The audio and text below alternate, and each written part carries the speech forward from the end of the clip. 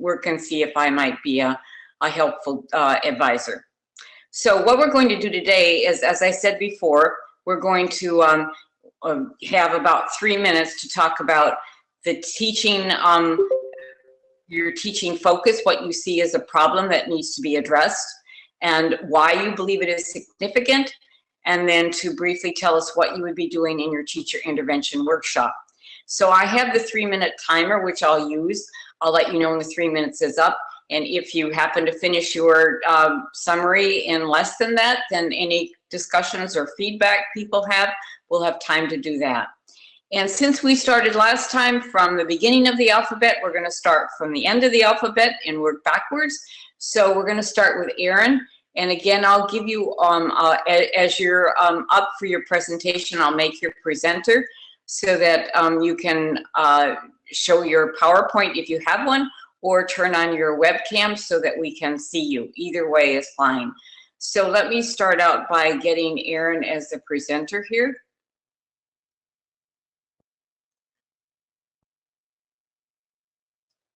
Let's see, there we go.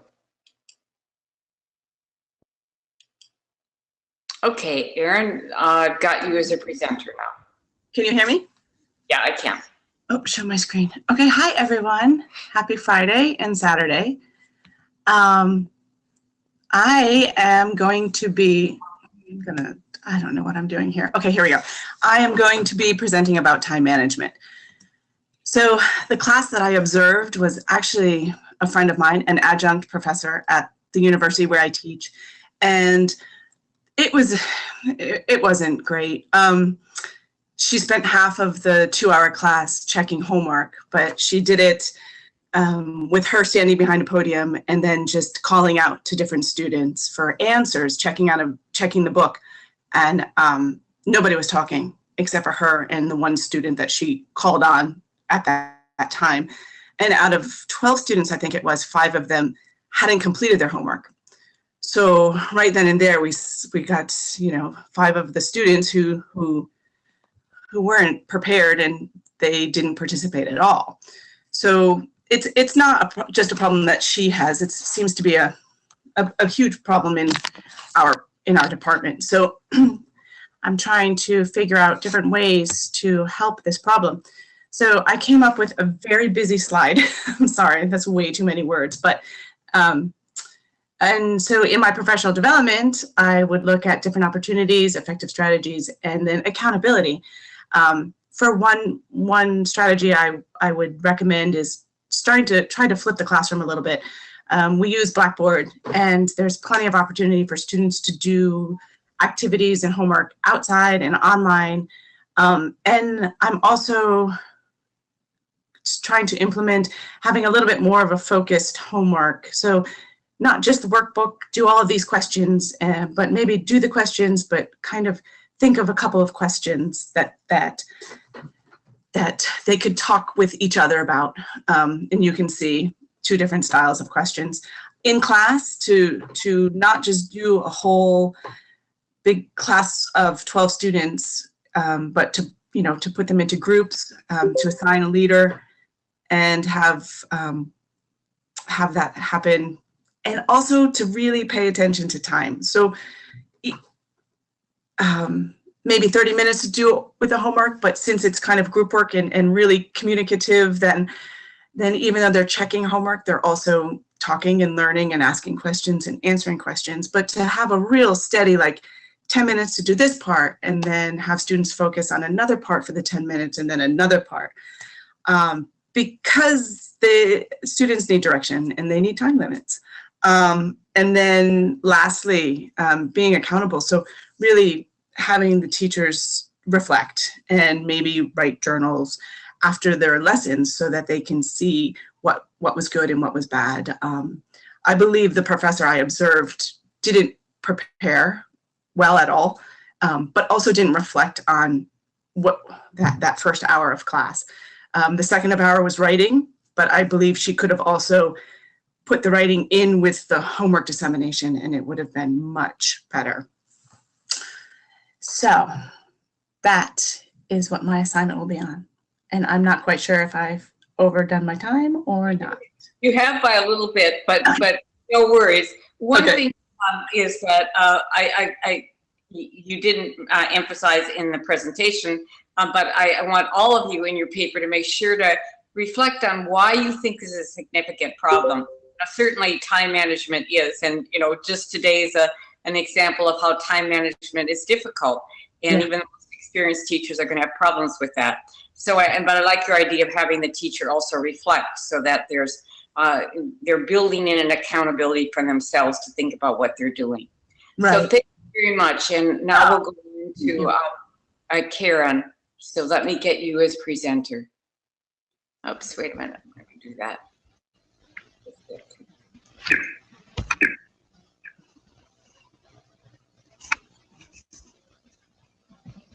Okay, you're a presenter. Hello. Hello. I don't have a slide, so it's just me. You want to turn your camera then? Yeah, I have my webcam on, but it's fluctuating. Okay. Let me see if I can. It's not gonna work. Anyway. That's all right. If you can't get it on, then let's just go ahead with telling us about it.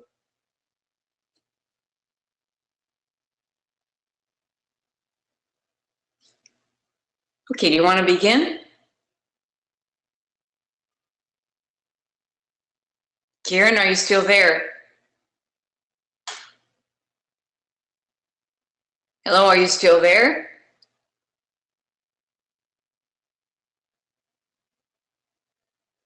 Karen, are you still there? All right, let me go on then to Bala, and we'll come back to Karen. So I'll put you as presenter, and we'll go from there. Okay, Bala, you're on. Yeah, can people hear me? Yes. Okay, I'm trying to share my screen. Oh, share your screen, presenter. It says download something. Can you see my screen at all? No, I can't. Okay, oh, okay, hang on. Now it says share. Okay, can people see my screen?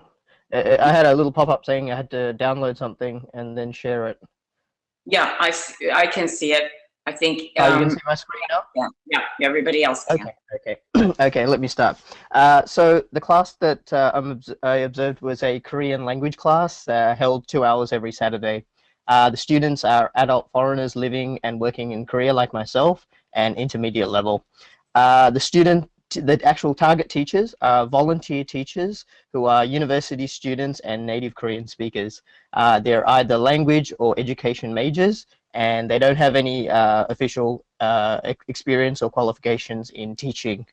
A problem I noticed was because of lack of qualifications and experience, it was very teacher-centered and teacher-controlled. And this led to fewer chances for students to produce output, and also led to lower student engagement.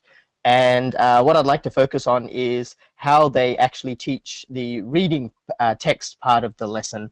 And the reason why I want to focus on this is I think in terms of producing output and helping with their pronunciation, and also leading them to become more independent learners by reading for themselves as well. So the current situation looks like this. Before the intervention, the volunteer teacher just reads the first line of the text, and the first student would repeat this first line. Then she would repeat the process with the next line and the next student until the end of text. And then after that, the volunteer teacher would read and explain the whole text again in Korean, line by line. So it's kind of boring. And during that time, students can ask questions, most don't. And most of the texts are actually two-person dialogues. And what I would like to see is something like this. The volunteer teacher would show the text and mark out some salient features on the screen. So things like where to put natural pauses, underlining any difficult pronunciation for words or phrases. Then the next step is for the volunteer teacher to read aloud the whole text. Students would listen and then copy down the salient features in their text as well. Then after that, get the students in pairs to read aloud and do like a role play of the two roles in the dialogue. And the teacher would monitor for any errors or difficulties. And at the end, the teacher would elicit problems from students rather than just going through everything again, and then would do some either error corrections or repetition or drills to improve their pronunciation or speaking, etc. And one way to do this is to do an awareness activity. So I would get two recordings. One would be a Korean native speaker, and the other one would be an intermediate level Korean language learner, and they would be reading the text aloud, and I would make two recordings. Then I would get the volunteer teachers in pairs to listen to both and list the differences that they hear. For example, fluency, pronunciation, intonation, etc. And then rank them in order of importance, which they think is more important to least important.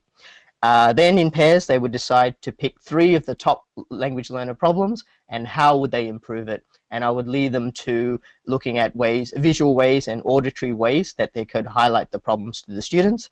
And then they would have to think about how they can include these things into their lessons. And hopefully that would lead them to incorporating those ideas into their teaching. Okay, good. Well, again, you've run over a little bit, but again, to talk about the significance of the problem, as there are more and more volunteers, or there are a lot of English teaching goes on with volunteers, it's extremely important to provide this kind of training for people to help them to be more effective in the classroom. So thanks for addressing that problem. All right, okay, so thank you. To Catherine then.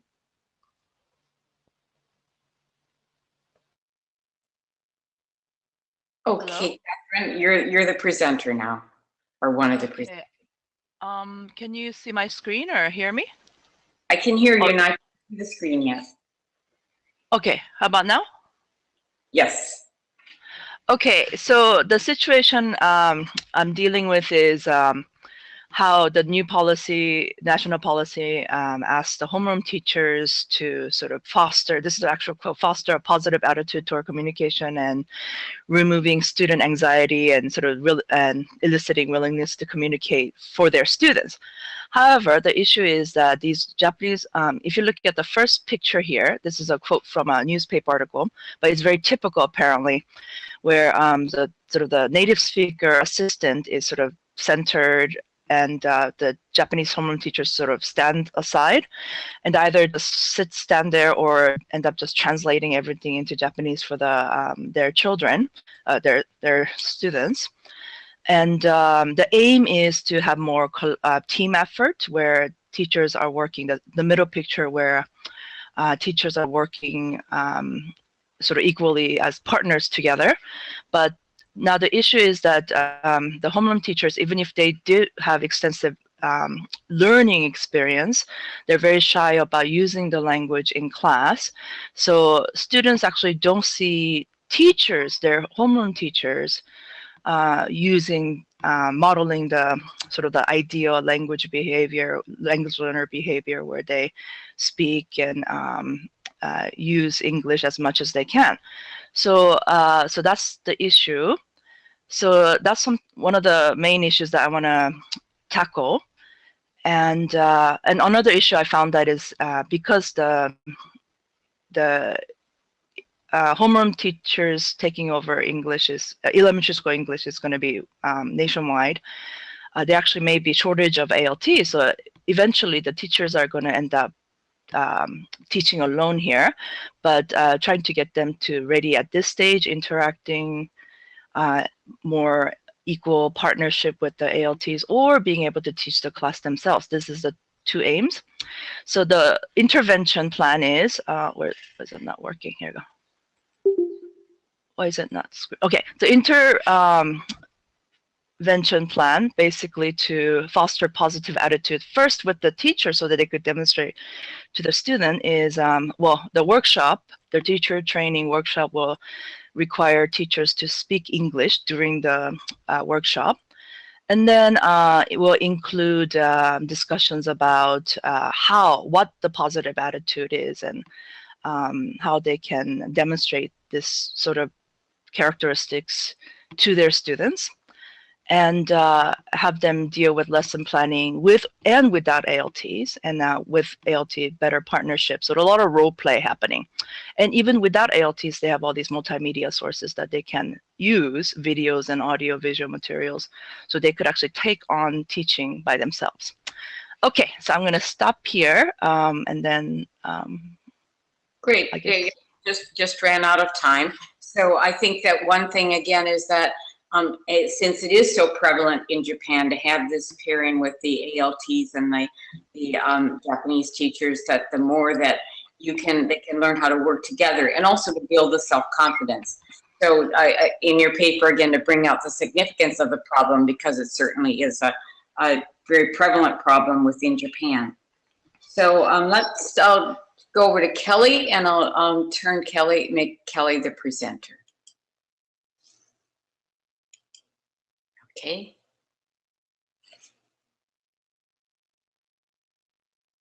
Can you hear me? Yes, I can. Can you see my screen? Mm-hmm.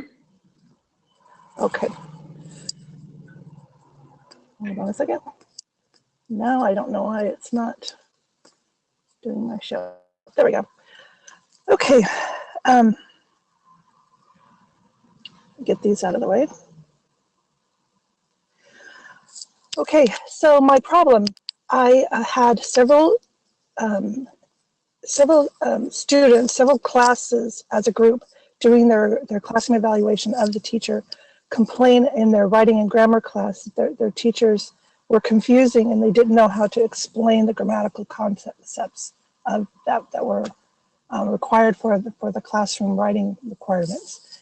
So my ILP, we combine grammar and writing class, and all of the instructors are required to have master's degrees in TESOL or an equivalent.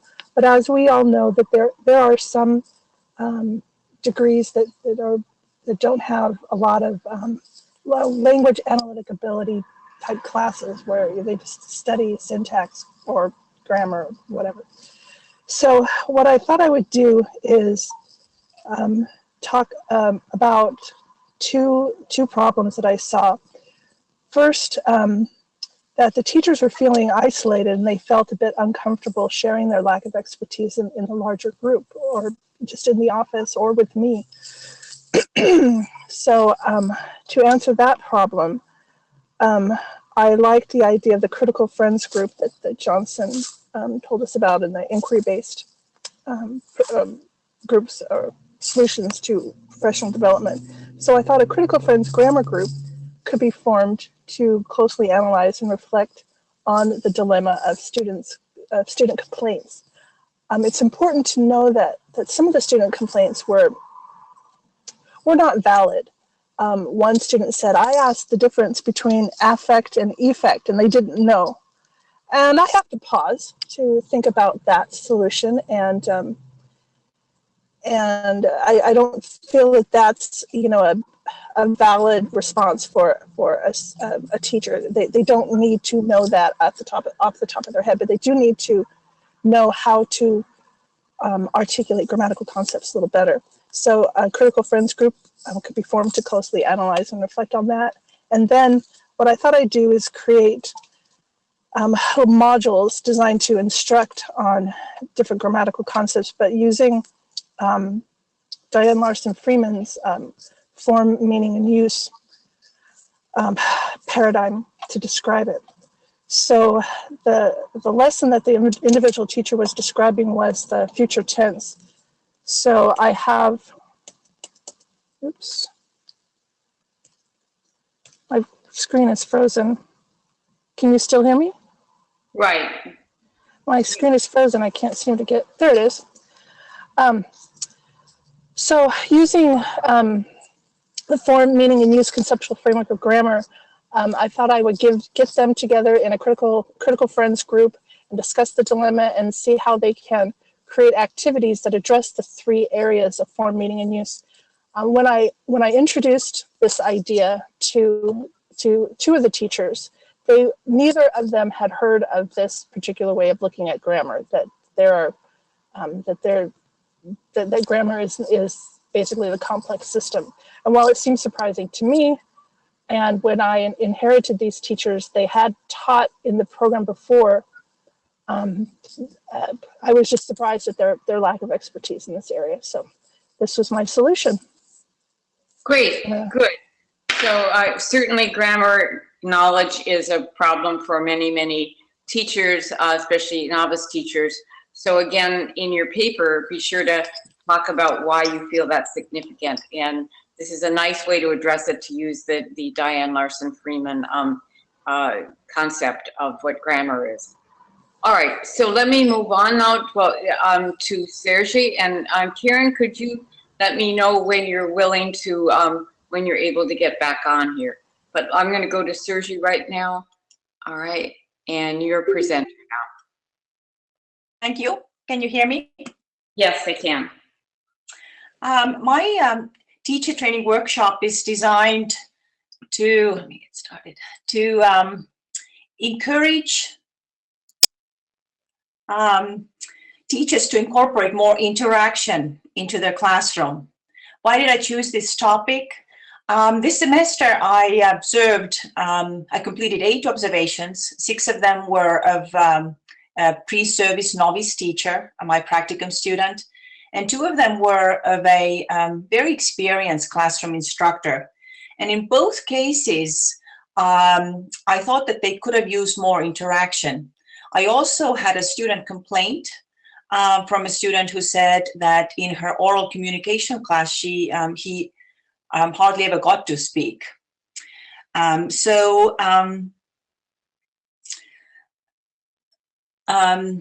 Why is interaction significant in second language learning? Well, interaction facilitates learning. We have learned about this throughout the semester because sometimes interaction makes input comprehensible. Sometimes it enables verbalization and scaffolding. Yet other times it gives a teacher and learners some feedback. And it also encourages learning outside of classroom, encourages students to do homework when they know that they have an interactive class. So the target teachers for my workshop are my colleagues at a US community college. We have a group of novice and experienced teachers, and I'm planning on presenting this workshop this August during our professional development day. I chose 3 common classroom tasks, stating lesson objectives, reviewing the previous lesson, and introducing new material. And I dedicated each task to a skill area that we all teach in the program. So one of them is on oral communication, the other one on composition, and the last task is on reading. I will encourage different types of interaction. The first task would be teacher and students. The second one would be group work, and third one, pair work. So the way I envision this workshop is to get teachers in groups of 3. We're probably going to end up only with two groups, since we only full-timers are required to attend this professional development day. And I'm going to ask in each group to complete these tasks based on the handouts that they get. And then each member is going to be able to present 1 task. While the tasks are being presented, I'm going to ask other teachers to complete a reflection. Really, rather than using an evaluation sheet, I'm going to change it into a reflection. And in other words, it will be just 2 questions. Which approach was the most effective for student learning? And the second one will be why. Then after that, I will have a discussion about the significance of interaction. And I'm looking forward to introducing the social cultural perspective to my group, since most of them, like me, have finished their graduate degrees, in the early 90s, and so we all need an update.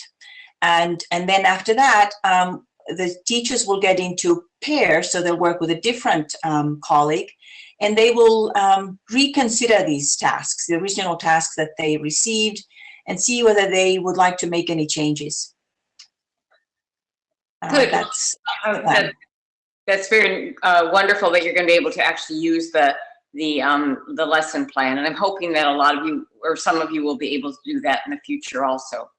So thank you, and let's go on now. I don't see that Hyun-suk is here. She doesn't seem to be on the attendees list here. So let me go on. Are you here?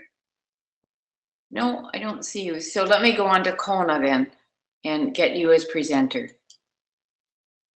All right.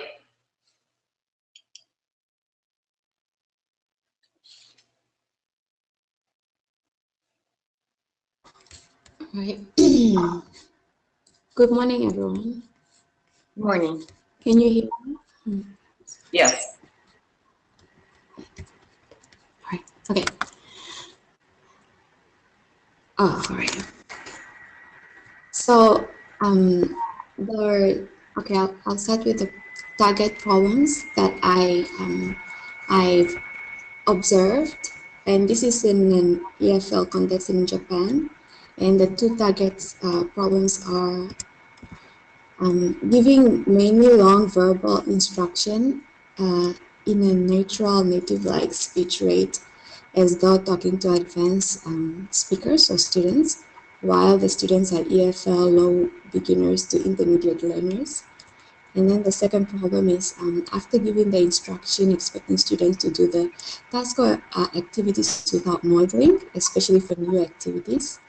And then why is this two problems significant is because a lot of our teachers are from ESL context, and then they come teaching in EFL context.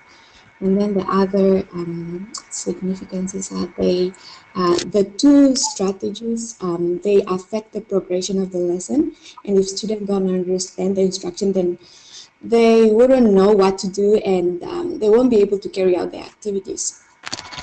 Plus, no learning will happen. It's demotivating, especially for the students who are not majoring in English. English is a required course, and they're engineering students. And then plus it causes frustration for both the teacher and the students. Plus it affects this, the self-confidence, mostly for the students because they won't be able to carry out the activities. And then possibly for the teacher too. Plus it slows or no progression for the lesson. And then what is one of the activity that I will use? One of them is awareness raising. What will they do? They'll watch two videos. One with the strategies, the important strategies highlighted where the important strategy, the 2 or 3 carried out poorly. And then while watching, they will have checklist with items regarding those strategies, and then they have to indicate if and how if or how the strategies were carried out. And then after, they'll give feedback on the lesson, and then also give suggestions on how to improve those strategies to make the lesson better. And this will also be a springboard for more discussion regarding those strategies. And then after, they'll watch another video, which is where the strategies are carried out well. We'll do similar activities as above, and give suggestion to, and just comment and think more about these strategies when they are well done, and also for improvement, because there is always room for improvement, even for lessons that we think they were well done. And why giving own advice or giving their own contribution, this will serve as ownership for them to take ownership of what they are contributing to making the lessons better. And that's all. Thank you. Question or comments? Well, just one thing that I've had the experience where I think one thing is poorly implemented and the other very effectively, and found that a lot of teachers don't see it that way. So I think that's one thing that we need to go into, those ideas of good and bad, and remember that there's going to be a lot of different assessments of what's good and bad. So thank you for raising the idea of instructions, because that's so important. All right, so let's go on to Shoshana, and I'll make you a presenter. All right. All right, can you see my screen? Yes. Okay. So my teacher training intervention is based in a K-12 teacher setting. I'm actually working with 14 current teachers that are very experienced teachers, but are newly working with a large and growing ELL population. So through my observations of these teachers, three things kind of revealed themselves to me that led to a lack of participation or a lack of students, being able to follow instructions and participate in activities. Similar to what Kauna just mentioned, instructions are only spoken, and they're spoken quickly, containing incomprehensible input. And then secondly, if there's some kind of comprehension check, it's generally ineffective, like everyone understand or any questions, and then quickly moving on, and then short wait time or no wait time. And so these are things that I saw consistently, and so I feel like these are significant issues because it really does hinder the students from participating. And with the growing ELL population, it's really important for these students to be able to participate with their native English speaking classmates. So I won't go through the objectives, you can read those later. I just wanted to highlight specifically one activity in the lesson plan where I would lead the teachers through a model activity. Similarly to what Kauna just explained, I would have the activity implemented once poorly and one time well, kind of demonstrating the focus strategies. And I would do this in a language that's unfamiliar to the teachers. So in our context, most of my teachers are native English speakers. Some of them speak Spanish or other languages, but I speak Chinese. And so I would be able to lead them through an activity in Chinese to kind of give them a real sense of what their students feel.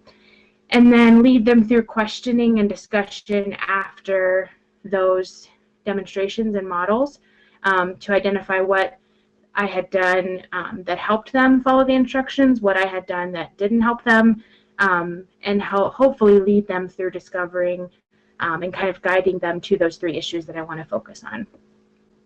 So that's in general. If I have any time left, I can take questions.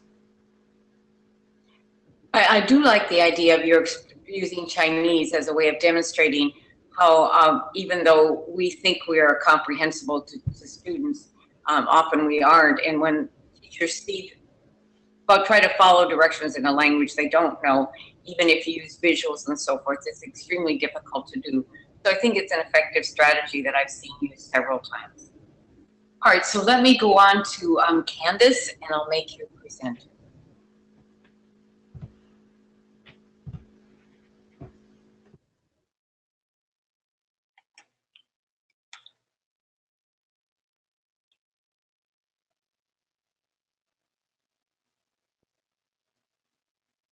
Can you see my screen? Yes. Okay. Okay, so in my assessment 2, I am targeting a group of TESOL minors / comparative languages and linguistics majors who are taking a studies in language learning and teaching course. And for this course, they had to do 2 basically teaching demonstrations. So these are true novices, although some of them have done tutoring and volunteered in various ways teaching language before, but most of them had not really had much experience in front of a classroom, so they had to practice that as part of the course with a group of their peers. They got to choose the language of their choice to teach, so not all their peers in the room knew that language, so it was a true test of how effective would it be if they were teaching beginners. Some issues that were noticed in observing these students, and this was probably throughout most of the demonstrations, there was an issue of pace. A lot of the times the students would rush, thinking that they had to get through the lesson. And related to that, while they were rushing, they often neglected to check for comprehension. And also, as they were rushing, there were often awkward transitions between activities. So these were the three problems that I felt were somewhat related that I would focus on. And significance of pacing, obviously, if you're going too quickly, you can lose students who didn't catch it the first time, which often, if they were teaching in a language that I wasn't familiar with, I often found myself feeling that way observing them. And some of the other students looked a little bit confused at first too. Lack of comprehension checks as they were going quickly. I think a lot of them were nervous. They were looking elsewhere off to the side, but not necessarily observing the whole group. So in doing that, they weren't picking up on body language cues and things like that. A few of them would say, understand, and then quickly, within like 2 seconds, go on to the next thing. And then obviously there were a few times where they said, okay, here's the activity, do it. And sometimes there was, it was a little bit awkward because they came from one thing and then stopped and then rushed into the next thing. So that led to some confusion and made things a little bit awkward for the student group. Okay, now how do I get it to go to the next one? Okay. Some objectives for an intervention. I would, similar to what Shoshana did, probably start with kind of a similar type of activity and then have them where they wouldn't be able to really understand what was going on because it was going so quickly, etc. And they would need to be able to identify potential issues with that type of model that they had. And then also, oh goodness, I'm sorry, I made a typo here. Be able to, then for an activity, I would have as a model kind of set up some different activities that would help with pacing. And I would but I would put them in groups and have them plan 2 activities with some guidance provided at their stations, quote unquote. And then they would have to kind of look at some of these ideas and kind of put their heads together to figure out a way to make 2 activities in a given lesson flow together, and and consider all of those previous problems that were identified. And then back up because you're quite a bit over here now. Okay. And then the last one was just they would need to think about learner differences when they were planning for such situations. For example, some people learn slower than others, etc. So pace is something that is important, but it's difficult to know what we exactly mean by pace. And of course that differs depending on the proficiency level of the students and also the objective of the lesson. But it is an important issue to deal with.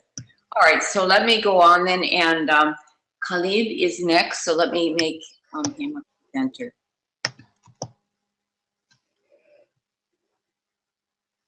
Okay.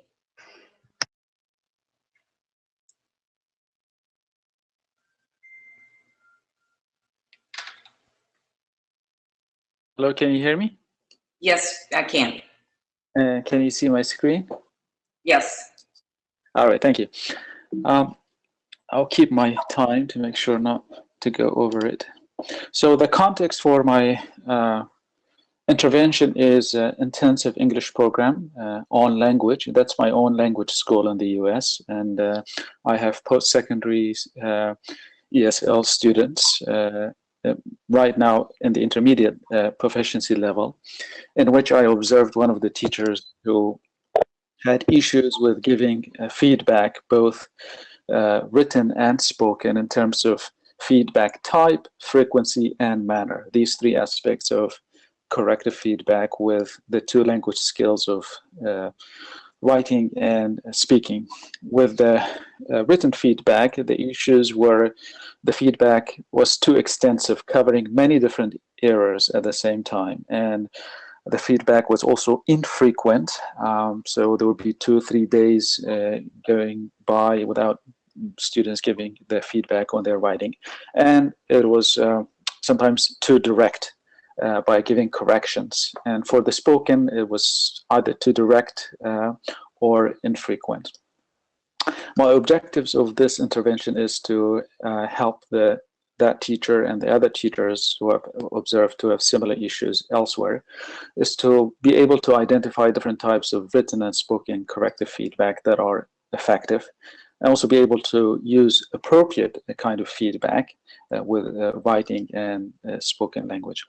And finally, be able to articulate their reasons and support it with evidence when they give feedback, be able to tell why they are giving this type of feedback, why they are targeting this type of error, and for what reasons. So have some theory and evidence to support that. Why this is important is because we know from instructed second language learning that the type of feedback can facilitate second language acquisition.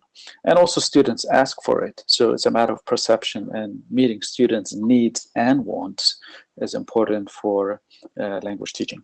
So the intervention is a 6-phase process. First one would be a set of scenarios, pieces of writings and spoken language by students placed in Moodle, and teachers would be asked to submit their responses in terms of what they think is the appropriate feedback they would give. Then after that, I'll give them a select set of readings that would have to go through about feedback, types of feedback, and the effects of feedback. And then they will revise their responses that they have given previously based on the readings they came across. And then following that, I will do a face-to-face PD session to answer questions and do further modeling and role-playing and answer some questions. And then I'll ask them to keep journals for 8 to 10 lessons, and then write a reflection on that to assess how effectively they have learned or what changes they have noticed in their practices. I will assess that by reviewing samples of feedback they have given and also conduct classroom observations. That's the end of my presentation. Good, very good. Yes, corrective feedback. I'm glad you brought that up because that's one that hasn't been dealt with yet and is extremely important. I also think it's important to think about the fact that feedback is also individual. I mean, teachers need to reflect not just on how in general do I give back feedback for this particular error, but given the individual, because some people need the feedback, more direct feedback, others indirect, and it's very difficult for teachers to keep that in mind, that feedback needs to be individually tailored also. Great, so thank you. So let's go on to Mike, and I'll make you presenter.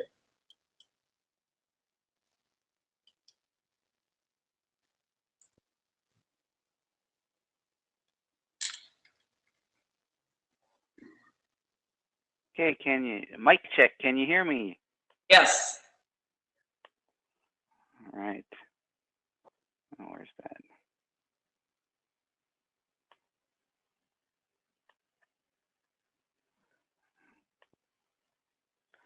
All right, I guess we'll just have to do it like this.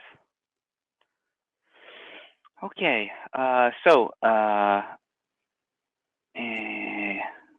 yeah, so mine deals with giving directions as well. And the background is teacher Bob. He's been a teacher in Japan for 10 years and teaching at university. And the students, this is directed at students who are low motivated, high beginners, about 30 students in the class, and second year students. The significance of this is that giving directions is part of teacher talk, is part of a necessary input. Sometimes it's some of the only direct input that students might get. It also is important for teacher management, how you manage the time of the class, and efficient, yeah, there you go, there's another, efficient activities. Yeah. The problem that teacher Bob had was speaking too fast, too much, and too complicated vocabulary when giving directions. And basically, he just was not prepared, and that made him nervous and not aware of exactly what he was doing. The goal of the support session is to help them raise awareness and provide constructive criticism with examples and practice to enable the instructor to have more confidence and give better directions. So I would start by finding out, let the teachers find out how are they prepared to recognize their problems, and then to have some awareness exercises, like Kauna and Shoshana was saying. Maybe speak in another language and give them examples of what's good instructions and what's giving bad instructions. Then give them some strategies. Try to explain strategies like how useful it is to use the first language at necessary critical points, providing student thinking time between your talking. Asking questions, eliciting examples from the students, and finally, how to demonstrate the giving instructions. And finally, yes, have them give instructions to me or to other members to see if they can do it, because practice makes perfect. Yeah, so the main problem with Bob is that actually he wasn't prepared, and that led into poor instructions for the students. He didn't know how to do the activities himself, and so I think that's a big part of it. And that's all. Good, thank you very much. All right, so now let me go on to Henry. So Henry, I'll make you presenter. Right. Okay, can you hear me? Yeah. And let's see. There we go. Can you see my screen? Yes. Uh-huh. Okay, so this overlaps a lot with Kauna and Shoshana and Candace and Mike. Sorry about that. But I focused on how teachers set up oral communication tasks or activities in the context of EFL classes for general university students who are not English majors in Japan. The observed problems include students going into a task, obviously not fully understanding what the teacher wanted them to do, asking each other, what are we supposed to do? Or doing something that clearly differed from what the teacher had intended. And a related problem is that some students were observed to waste a lot of time hemming and hawing during the task because they had no idea what to say, or they just finished the task really quickly for the same reason. Basically, they just got it over with using minimal responses and without developing their ideas or explaining their answers, etc. So the two problems are that the task was not explained and modeled clearly enough, and that pre-task activities were missing or insufficient in preparing the students mentally and lexically to give them sufficient ammunition, as it were, for completing the task. I think these are significant issues because how an activity is approached and set up can produce huge differences in the quantity and quality of the actual communication that goes on during the task. And as Kauna said, that also affects motivation and self-confidence. And thank you, Kauna, something I can add to my paper there.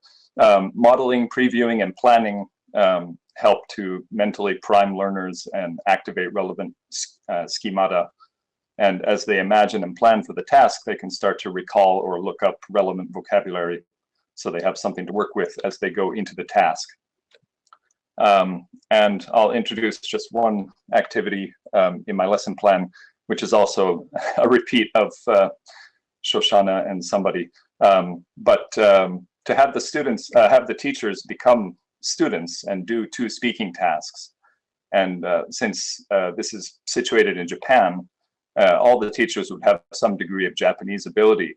And I think my Japanese is good enough to play the role of teacher. So in the plan, I would have them play the role of students and do 2 speaking tasks in Japanese. And the first one would be intentionally poorly set up and wouldn't have them planning in advance. And then the second one would be more carefully set up and include modeling and schemata activation and planning time. And then after completing the 2 tasks, the teachers would discuss how they felt going into each task and what differences they noted in terms of output. And then from there, go into like brainstorming and looking at ways that tasks can be set up more effectively. Good, thank you very much, and some very nice visuals there. So let me go on to Charles, and I'll make you presenter. Okay, I'm here and share my screen. View, present.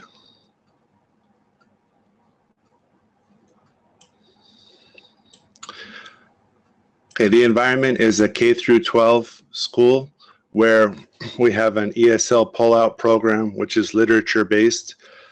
But here was the problem that occurred because the group of grade 4 level classroom teachers lacked an ESL background or certification.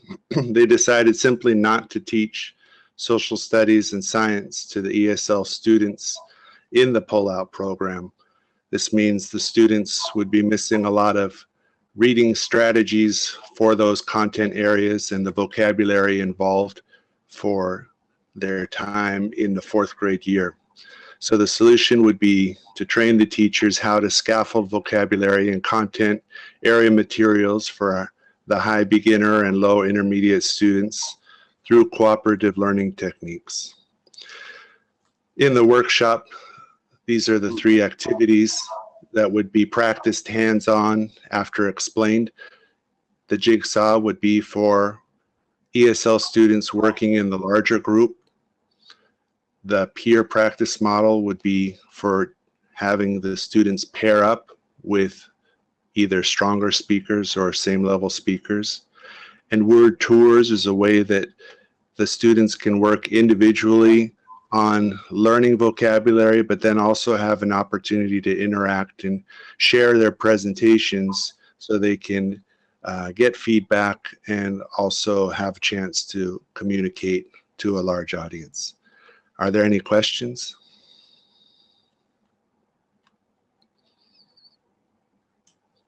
Okay, that's it. Thank you very much. All right, so let's go on to Robert. And you're the presenter now, Robert. Hey, hi everyone.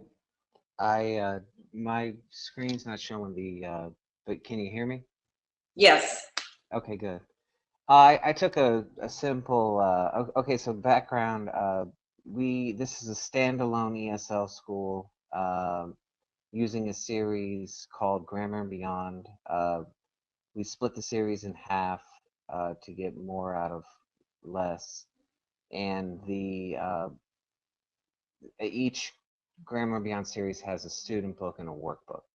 So when I observed this teacher who was relatively new to the school, she spent what I thought was a quarter of the class time on reviewing homework.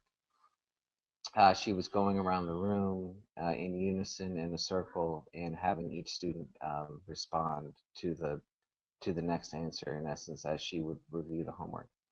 So what I wanted to do was, first off, to prepare a presentation for her that shows what a weave can do, where you add spontaneity to your questions and who you call on, where you don't just go in a circle, where students prepare for the next task. And I wanted her to have homework review be more student-centered. So I am going to suggest that she have a student in advance know that he or she will be the student who is going to review the homework. That student will be in front of the class using the board to work on questions and calling on his peers to answer the questions. And I think that will benefit the time that teachers talk for homework review, and it'll make students participate more, do their homework more, and then participate more in the review itself. Thanks. Okay, thank you very much. All right, so let's go on then to Jason.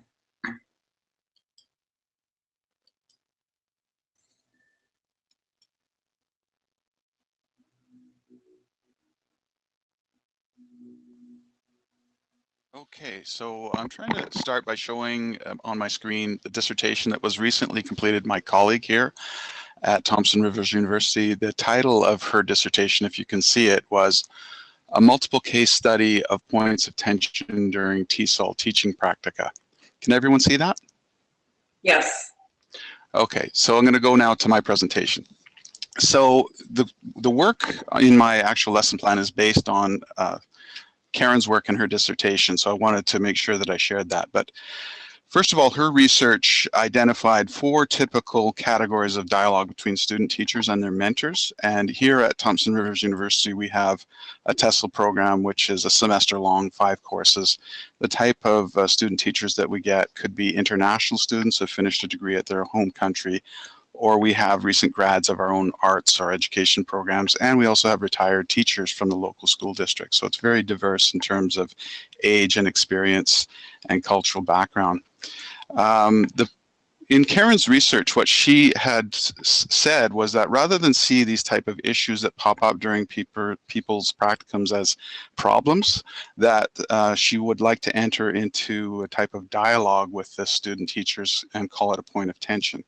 So her research identified 4 types of dialogue: blaming, explaining, questioning, and problem solving. And she found that if the participants were engaging in the type of problem solving or questioning dialogue, that allowed them to participate without feeling their emerging teacher identities were under attack. So for my lesson plan, what I wanted to do is very similar to what Henry was pointing out. Start out with a students participate in a critical role play where, for example, there would be a lesson with some very poor instructions. Sorry, I forgot to mention the problem we're going to be looking at is giving instructions. And the reason this is important is, as we can see, or as I've experienced watching a lot of the student teachers in the practicum, that they feel that giving instructions once using one channel of communication is sufficient, and often it is not. So we'd start out with this role play. The instructions would be poorly given, and so the participants could then engage in a problem-solving discourse of how they could recommend ameliorating the type of instructions that were given. Next, they would work in groups to develop a set of classroom instructions for a short micro task, such as making a paper crane. Again, they would then discuss the potential improvements that could have been made to the instructions afterwards. They'd watch short clips of effective and ineffective instruction and do a similar type of activity. Finally, they would give golden guidelines for giving classroom instructions. As homework, they would observe short clips of their own teaching and then write a reflection on keep, change, toss in terms of how they would change their own techniques. Finally, they would deliver another lesson and reflect on their own improvements in their teaching. And my time's up. Good, yes it is. Since many of you are using that strategy of effective and ineffective instruction, I think it is important that you make clear what you consider effective instruction giving and ineffective, rather than just assuming I'm going to show them an effective presentation and an ineffective. What is going to constitute the effective? And as I said, sometimes novice teachers do not see the difference between effective and ineffective, and that needs to be made clear at some point. So thank you very much, and let's go on to James. All right, and I'll make you the presenter. Okay, I think my audio is on, and hang on, yes. Can you hear me? Yes. Okay. Okay, so similar to, let me just a second, sorry. I want to get that off the screen. Okay, similar to, I broke it down for the assignment into three steps of assigning homework and checking homework, and then what I'll be talking about today is dealing with students who, how to deal with students who maybe haven't done their homework. And I thought this was significant because I thought I'd relate it to something that I'd read in Dorney when he said that if a teacher's not invested in the student's academic progress, then the student themselves may lose motivation and not be interested themselves in their progress, which I thought was very important. I thought it's, as well, when we're checking homework, if we don't check homework, then and we don't do it regularly and we don't do it in a fair way, then that can be very demotivating for students who do their homework. And so it's very important that we reward those students. And also it's keying into learner autonomy. So that's it's very important that we get the students, into good study habits and get them learning the study skills so they can study and make progress on their own. For this intervention, I broke it down into a 3-step plan. First of all, I thought in a group I'd give them the question, which was similar to the problem that I saw in the classroom, was what to do when the majority of the class haven't done their homework. Following that, I'd move on to, which would then be myself, the person leading the session. I'd give them some guidance and some points to consider. I thought I'd look at reactive. We've just discussed maybe in the brainstorming the reactive way, and I thought I'd introduce something that I read in Johnson, which was referring to Freeman and Johnson, that was talking about how to make the most of any moment in the classroom. Then also going back and thinking about preventative ways, and I'd like to focus on again, going back to Dorney, it was the power of the group, and how we can get the group to make rules. If we can get the class to set the rules at the beginning of the course, and then that will hopefully prevent any problems occurring when students don't do their homework. And finally, again, because we've been looking a lot at socio-cultural factors, I was wondering how what we could discover about our students, what we know about our students, and how that may help us to deal with this situation and discover what had caused the situation. Having introduced that, I would then the action I would do is I would split the group of 10 teachers into 3, and a reactive group, preventative group, and social cultural group, and there's a question or a task for each of them to deal with. Once they've dealt with that, they'd come back to the larger group, we'd discuss again, and hopefully, as others have done as well, I was very interested in the critical friends groups, and hoping that beyond our 2-hour session, people would then go on and be able to put these what we discussed into practice in the classroom and discuss it with their peers. And that's 3 minutes too long, but that's it. Thanks.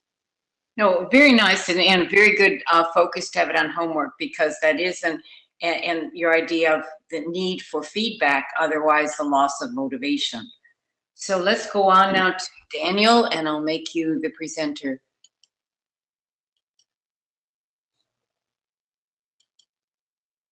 Okay. Okay, just a moment. I don't see my screen. I've got you on the MacBook. You're also on the iPhone. So which one do you want to be? Here, sorry. I just found the button. Sorry. Okay.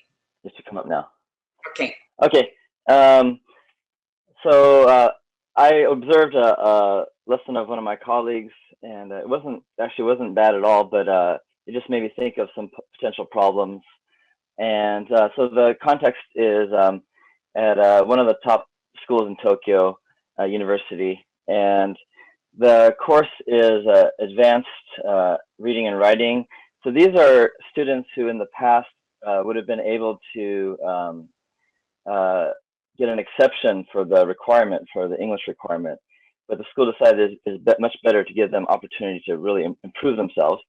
So these are more kind of academic for the possibility of even going on to another school.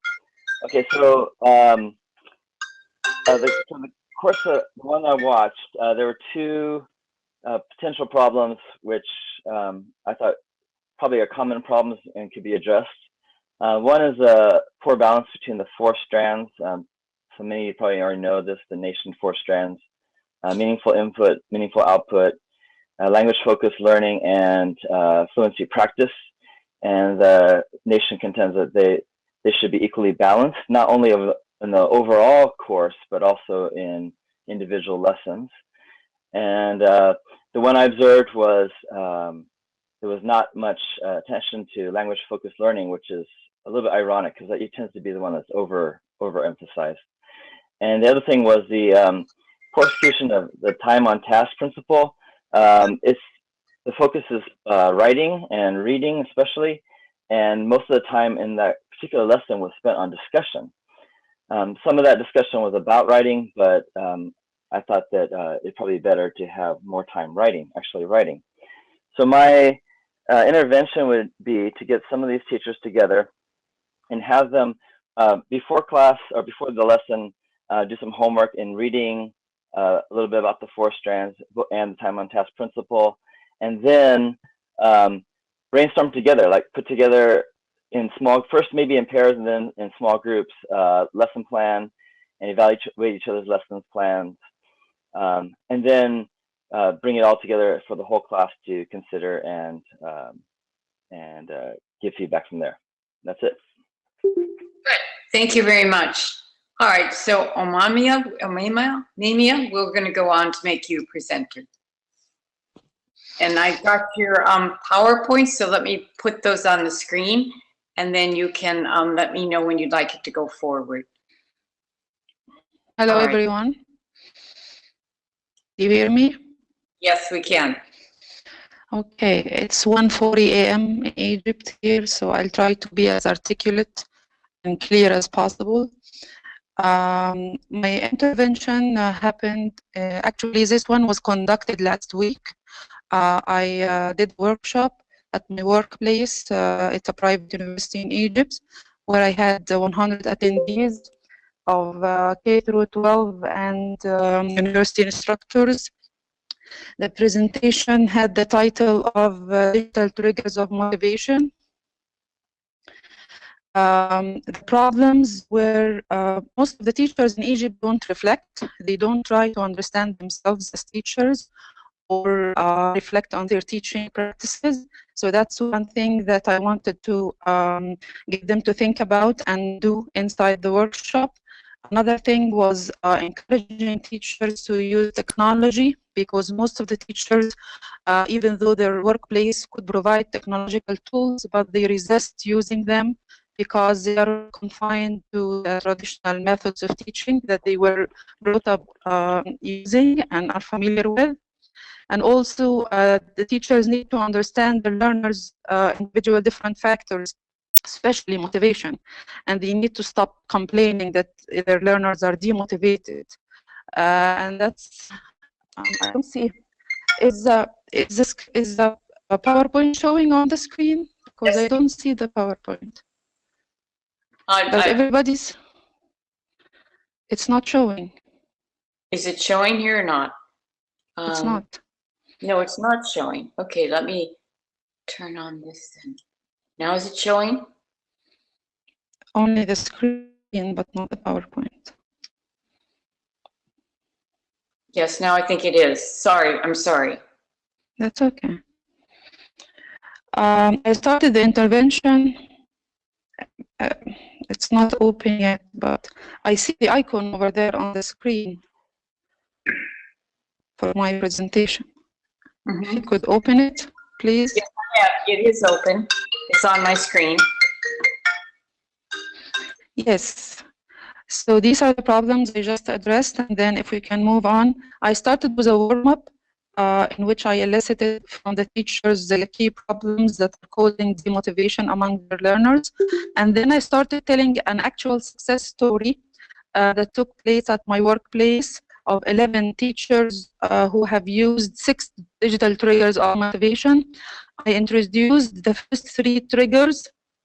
And if you can go to the next slide, there is a summary in one of the pictures of triangle, a top-down triangle showing the 6 triggers as I presented them. I presented them in 2 chunks. After the first 3, I gave a task to the attendees where they reflected on these triggers and thought about how they could adjust these to their teaching context. The best part that most of the attendees liked a lot was when I showed videos and pictures of actual classrooms, and I invited the teachers who conducted these activities using technologies in their classes to come out and co-present with me and reflect in front of the attendees on their activities and receive questions and answer them from the attendees. Then I put the attendees in groups to discuss after the last three triggers how they could adjust these to their own teaching context, and the evaluation happened through questionnaires at the end, and I guess I got some positive feedback from my attendees.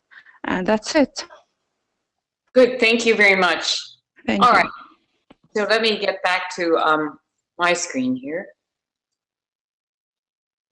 All right, any questions on assignment 2 now? They're due a week from Sunday. So any overall questions you have about them?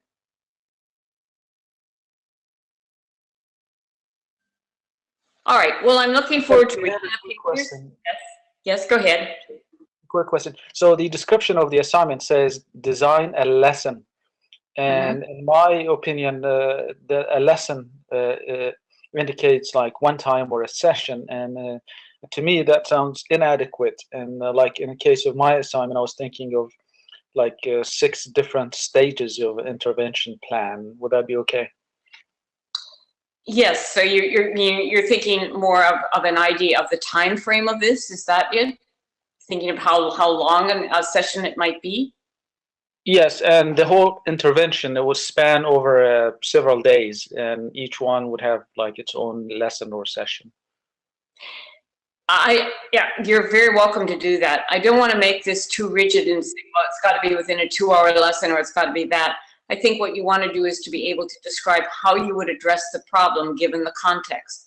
And so if you can describe in a fair amount of detail, enough so that I would understand what would transpire, what would happen over the course of these sessions, that's fine. Some of the others of you may want to get more micro level and talk about a 2-hour intervention. A lot of it depends on how broad your problem is and how you envision that intervention. So rather than say it's got to be 2 hours or it's got to be over 5 days or something, I'd rather leave that, have more leeway there, and for you to feel that you've done an adequate job of describing clearly what's going to happen in that intervention program and how it addresses the problem. So I hope that isn't too vague. But if you have additional questions, please let me know, and if any of you have anything else. Dr. Mckay, I have an unrelated question. Right. Since this is our last chance to talk with you, I was wondering, some of us have to take a test next week, and I didn't see if you had a chance to put up all the PowerPoint slides, or if there's an area of focus you'd suggest reviewing for that situation.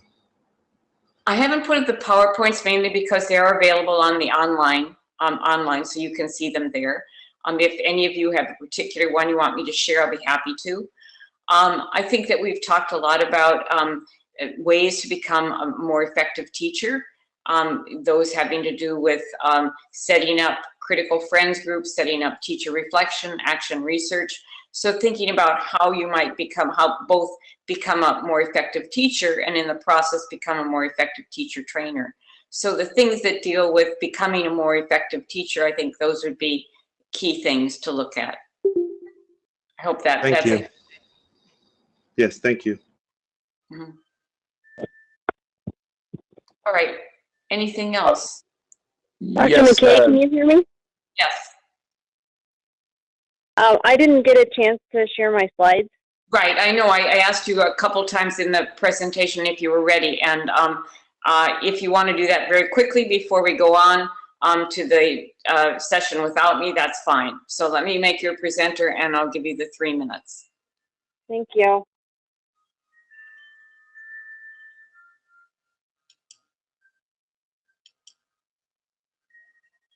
All right, there you are. Okay. I'm going to pull them up, but I don't know if they're going to show. I'm having some real problems with my computer. Can you see them? No, I can't right now. Okay, let me see. My computer doesn't say. It says become the presenter, and you said that's already happened. But I just like to tell people what I have just quickly.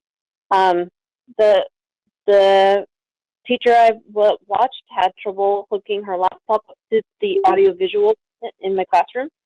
We teach in the same room, and that's just a problem that I think teachers have in general, is that they don't know how to use the equipment available in the classrooms.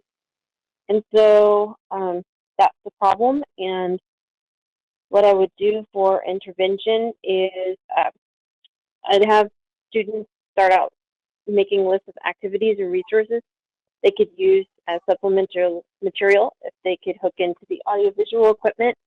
And then while that was taking place, have 2 or 3 students come over and learn the steps to link their personal computers to the equipment, and then have those students show the next students in a progressive way so that everybody's teaching everyone else the steps, and I would be there to make sure that the steps were getting presented in the right fashion. And then the students would go back, we would share the list of activities that we could use as a group or in one of those circle of friends. I'm still working on that aspect.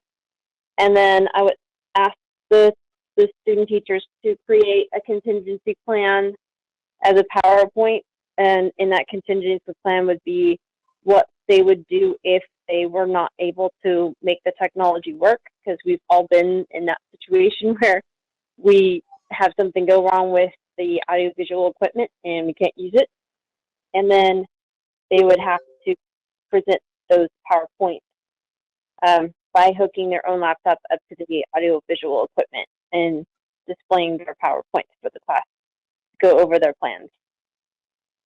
Okay, good. I'm glad you're dealing with technology, because that's certainly something that in this day and age teachers need to be able to deal with. And all right, so yes, I noticed that some of you were chatting about the PowerPoints, and yes, as I think what one of you pointed out, what I meant by the PowerPoints being available is that they are available on the online recording of our sessions, and I felt that it's more valuable to see the PowerPoints and hear the discussion rather than just flip through them, because sometimes that gives you more of the kind of information that was given. So that's what I mean by that. So that's where I felt they would be, where they are available to you. Okay, any other questions? All right, well, this is a challenging class. We all want to be more effective teachers, and we're all working together to try to get to that stage. And the more, especially given the whole focus of this program, to basically come out as effective teachers, it's a very critical course. And as I said in my answer to Charles, one of the things I think to focus on for the exam is to think about what are ways of becoming effective teachers, and to think about some of the things we've talked about in terms of action research, reflective teaching, critical friends groups, all the things that could help to become a more effective teacher. So to focus on those things. All right, anything else? All right, one final thing. I do want to tell you how much I've enjoyed working with you and reading your forum comments in your paper. You are very, very conscientious teachers and students, and I realize that almost all of you are taking this on in addition to a full-time job, and you've managed to do it very well and juggle family, other teaching with your job responsibilities and this, and I know that can be extremely demanding. I've had students most of my life that are trying to juggle those things, and I realize that means you're going and multitasking and going nonstop, so I appreciate that. All right, so I'm going to sign off, and I think I'll give it over to Kona, because you're one of the organizers, for today. So I'll sign it off to her, and I'm looking forward to assignment number 2, and please do keep in touch with me. And again, if I can be of any help to any of you in your future studies and your dissertation, please let me know. Okay, thank you very much.